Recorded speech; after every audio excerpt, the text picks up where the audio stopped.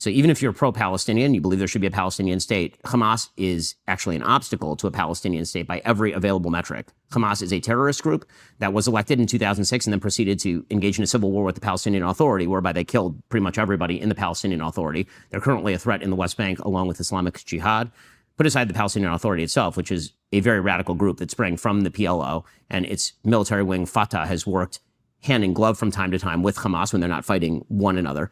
You know, the reality of, you know, the past suffering in this area, in what situation would that somehow justify the kind of massacre that we saw on October 7th? And how exactly does that answer the subsequent question that I already asked, which is, what is Israel supposed to do in response to that? Is Israel's response to that supposed to be to do nothing? Is Israel's response to that to be sort of, okay, we'll keep the hostages? Is Israel's response should be, okay, well, I guess Hamas should be remaining in place?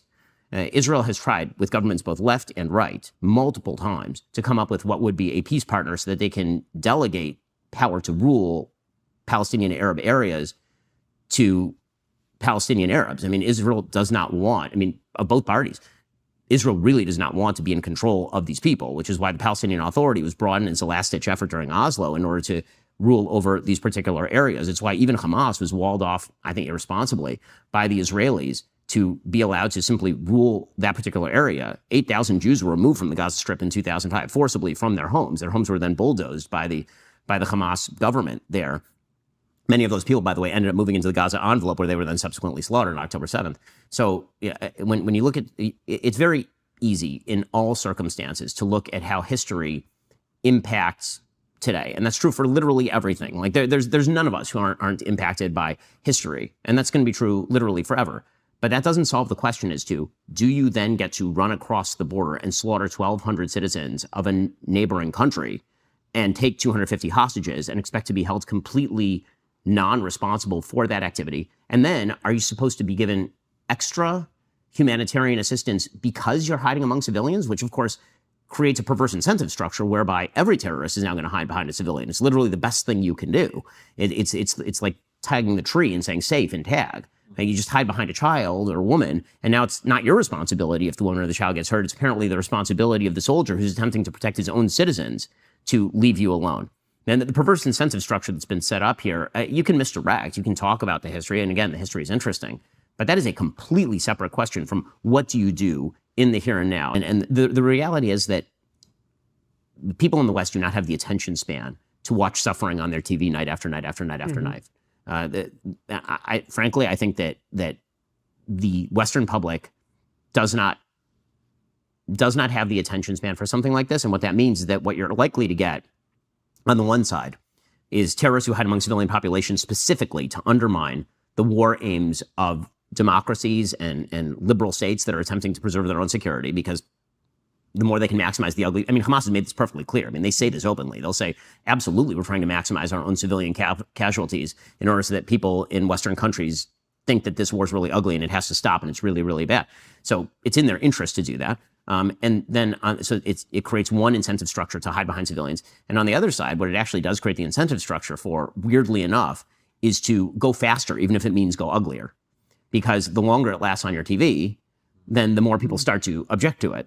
Meaning if it's over in a week, it's over in a week. The news cycle is so short right now that anything that ends quickly is in the rearview mirror incredibly fast. Whereas if you do what Israel is doing right now, which is being meticulous, going literally street by street and neighborhood by neighborhood, and it takes you 7 months, and every so often you have a break for a ceasefire negotiation that goes nowhere, people's attention span runs really, really fast. Like the attention span is gone. And people are treating the amount of outrage that it took the American public to realize about Vietnam, a decade? It took them 6-7 years minimum between heavy engagement in Vietnam and serious American outrage about Vietnam to a certain level of Western outrage about a war in which no country is actively involved except for Israel. There are no other allied forces involved in this conflict. It's Israel with fight. There's material support, but there's material support for a bunch of countries all over the world, foreign aid to a bunch of countries all over the world. Israel is the only country with troops on the ground actually fighting right there. The amount of outrage over that has taken, it really kicked in within about a month, and then it's really kicked up to a high gear within 7 months. That's a pretty astonishing turnabout. How does this get solved, Ben? Because let's say you kill all of Hamas. We know from polling, now polling from those sorts of places isn't particularly reliable, but still the majority of people in Gaza support Hamas. Let's be just honest about that, right? And you might argue, to some extent understandable, given that, the civilian casualties and they're being... Well, they supported Hamas before, so I mean, even after the pullout, they supported Hamas. But I imagine they're somewhat emboldened by what they're going through now. So let's say that Israel is successful in destroying tunnels, Hamas infrastructure, kills the majority, let's say, of the terrorists. They can't get the leaders because they're living somewhere else, most of them. But let's say that they do that. How does that solve things? How does that situation get resolved ultimately? So I think that one of the problems in foreign policy is that particularly Americans and Westerners, because the big wars that we have in our history had something like a negotiated ending and then a period of peace, or complete victory as in World War II. We're not used to the reality, which is that for the vast history of war, there was no such thing as like a war that solved things, where like it was just solved for all time. Like history continues to move. We have this temptation in the Western mind to be like, it's the Francis Fukuyama, it's the end of history. We've reached it. We're here. And that's never the case. That's particularly not the case in the Middle East, where you have religions that are going thousands of years old. And so, what is likely to happen there in the Gaza Strip is what you currently have in Judea and Samaria, the West Bank. What you currently have there is Israeli military rule and Palestinian civil control. That is likely to be the most durable outcome of this, because... Doesn't that mean there's going to be more October 7th, Ben? No, because there haven't been more October 7th in the West Bank or Judea and Samaria. Right? I mean, meaning that October 7th was created by a series of things. It was not primarily created by Palestinian hatred, because that hatred was pre-existing. The desire to extirpate Israel was pre-existing, going all the way back to 1948 when Israel was established, when 5 Arab armies decided at that time to destroy the nascent state of Israel. It was true in 56, it's true in 67, in 73, in 82. I mean, it's in the first Intifada, and the second Intifada, in the 2014 war. I mean, like, nothing has changed in terms of enmities and feelings, right? All of that stuff is the constant. By the way, it goes all the way back to the early days of Jewish settlement.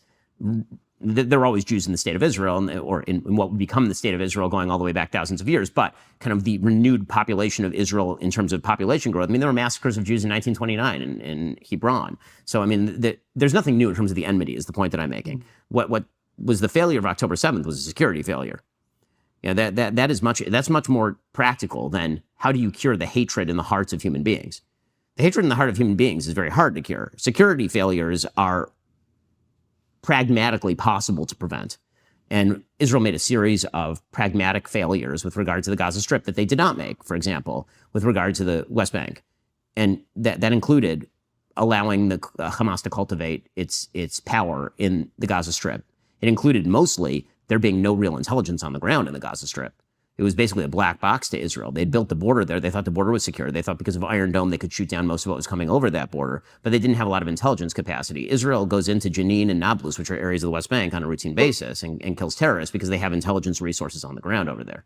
Ben, I was going to say, what we are talking about is practical, and you were talking about curing the hatred in people's hearts. I'm looking at what's happening on campuses. I'm looking at how people are discussing it on the streets. It seems to me that whilst Israel may be winning the war, what they're doing is they're losing the PR war. So I disagree only in the sense that I don't think the PR war had ever been won by Israel in the recent past. Mm-hmm. So, I mean, as long as I've been alive, the press have been very largely oriented against Israel and its conflict with the Palestinians. And that's what drove Oslo. It's what drove the Wye River Accords. It's what drove the attempts to negotiate in 2000 and 2008. So I don't think anything has really changed there. I think that there's a broadening and deepening of anti-American, anti-Western sentiment that is manifested at a lot of these protests. I think that the one thing that's happened here that I think people are misreading is they're treating these protests as though they are solely about Israel and the Palestinians, when in reality, when you listen to what the protesters are saying, it's not just about Israel or the Palestinians. They're talking about decolonialization. They're talking about the evils of the West and how the West is a colonial empire. They're talking about how the West itself is systemically racist. I mean, it's what some people online have called the Omni cause, and it's what unifies, queers for Palestine, right? That's always the big puzzle of this sort of thing, right? Mm-hmm. Is that you look at that and on its face, it's totally absurd, right? That's chickens for KFC, right? Mm-hmm. What are you talking about? But it makes perfect sense when you realize that this is just a coalition of people who believe they are oppressed by the Western system, and they're ganging together in order to try and destroy that overarching superstructure. And Israel is just a part of that. The thing about Israel and Jews, and I would say that this is part of kind of the broader intersectional argument, is that there are many types of anti-Semitism manifested in a variety of different ways. Left-wing anti-Semitism, which I think is crossing over with Islamic anti-Semitism right now in a lot of these protests, that argument springs on the left from a not anti-Semitic argument, but an anti-system argument. And that argument goes something like this. Everybody who performs less well in a particular system is a victim of that system.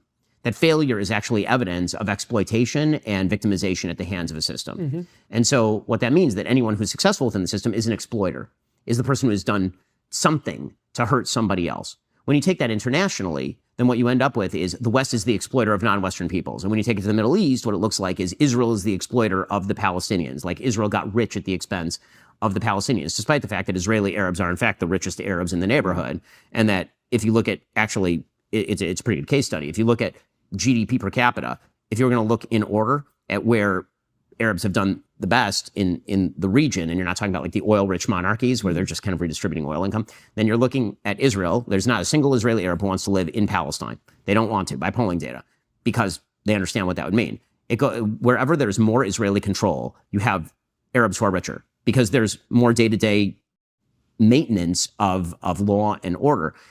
But the argument is that Palestinian failure, and particularly in the Gaza Strip, that is not the result of Hamas. That is the result of the great exploiter that is Israel. And the proof of that is that Israel is a very successful country and Hamas-controlled Gaza Strip is a shit show. And the reality is that it's a shit show because when you make an active decision to keep people in quote-unquote refugee camps for 70 years, as opposed to integrating them into an economy, or as opposed to trying to build things and create foreign relations and build a working government and open your economy and teach people things, like the reality is the Gaza Strip has, the same physical capacity or better than a multiplicity of countries that do wildly better than it does in terms of the GDP scale, whether you're talking about Hong Kong, whether you're talking about Singapore. So it has nothing to, as we've learned in terms of modern economies, the natural resources with which a country is endowed, that is not dispositive as to whether a country is economically successful or societally successful. The system is what determines whether a country is societally successful or not. Check West Germany versus East Germany for an amazing example of this, or North Korea versus South Korea. So what that suggests is maybe there are a bunch of decisions made in the Gaza Strip that are really bad and have resulted in some really bad life standards. But again, that violates the scruples of this general moral principle, which is suffering equals victimization at the hands of a higher power. And so that can manifest pretty quickly in anti-Semitism because Jews are disproportionately successful in a wide variety of endeavors. I think mainly because Jews historically have valued education very, very highly. And it's not unique to Jews. Thomas Sowell talks about middlemen Chinese in non-Chinese countries who study very, very hard and do really, really well. You see Asians treated this way at American universities, right? They're an other now because they become white. They become part of the system. And so they have to be discriminated against in admissions, for example. And so it can turn into the Jews are at the top of the system because the Jews benefit from the system. But what makes Jews particularly weird is that Jews are also, by the data, one of the more victimized subgroups, right? In terms of hate crimes, for example, attacks, physical attacks, or the state of Israel, which has been targeted by terror more than any other Western country by far, right? So it kind of violates all the rules, and I think there's a particular ire about that. So if it were just about Israel and the Palestinians, or if it were just about Arab suffering in general, as many people have pointed out, where were the protests when Assad was killing 500,000 Muslims in Syria? Where are the protests right now in Nigeria, where Christians are being killed, or Niger, or Libya, or a wide variety of other countries where people are suffering? The deportation of Afghans from Pakistan by the hundreds of thousands is happening literally right now. No one cares.